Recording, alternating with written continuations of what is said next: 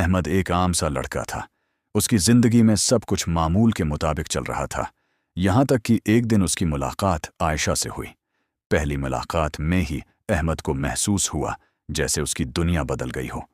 وہ ہر وقت عائشہ کے بارے میں سوچتا، اس کے پیغامات کا انتظار کرتا، اس کی ایک مسکراہٹ پر پورا دن خوش رہتا۔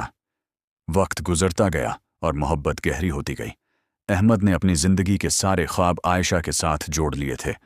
اسے لگتا تھا کہ اگر عائشہ نہ ملی تو زندگی بے معنی ہو جائے گی، لیکن قسمت کو کچھ اور منظور تھا۔ ایک دن عائشہ کے گھر والوں نے اس کی شادی کہیں اور طے کر دی۔ احمد نے بہت کوشش کی، بہت دعائیں کیں، مگر حالات اس کے حق میں نہ آئے۔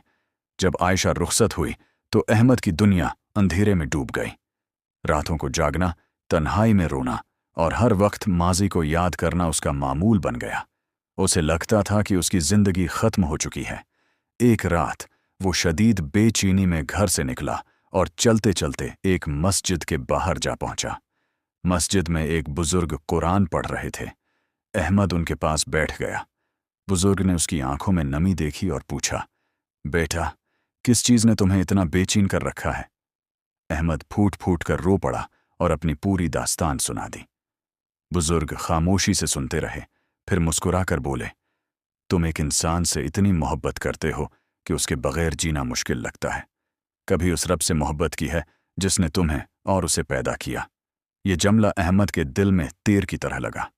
اس رات وہ گھر آیا، مگر پہلی بار اس نے عائشہ کی تصاویر نہیں دیکھیں۔ اس نے قرآن کھولا۔ آہستہ آہستہ اس نے نماز کی پابندی شروع کر دی۔ تہجد میں اٹھنے لگا۔ اپنی دعاؤں میں صرف عائشہ کو نہیں بلکہ اللہ کی رضا کو مانگنے لگا۔ مہینے گزر گئے۔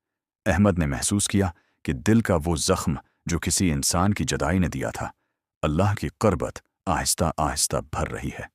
اب جب وہ رات کو سجدے میں جاتا تو ایک عجیب سکون محسوس کرتا۔ ایک دن اسے احساس ہوا کہ جس محبت کے کھو جانے پر وہ ٹوٹ گیا تھا، وہ تو فانی تھی۔ اصل محبت تو وہ تھی جس میں جدائی نہیں، دھوکہ نہیں، موت نہیں۔ اس نے آسمان کی طرف دیکھا اور آنکھوں میں آنسو لیے کہا، یا اللہ، میں ایک بندے کے عشق میں کھو گیا تھا، لیکن اس جدائی نے مجھے تیرے در تک پہنچا دیا۔ اس دن احمد کو سمجھ آیا کہ بعض اوقات عشق مجازی انسان کو توڑنے نہیں بلکہ عشق حقیقی تک پہنچانے آتا ہے۔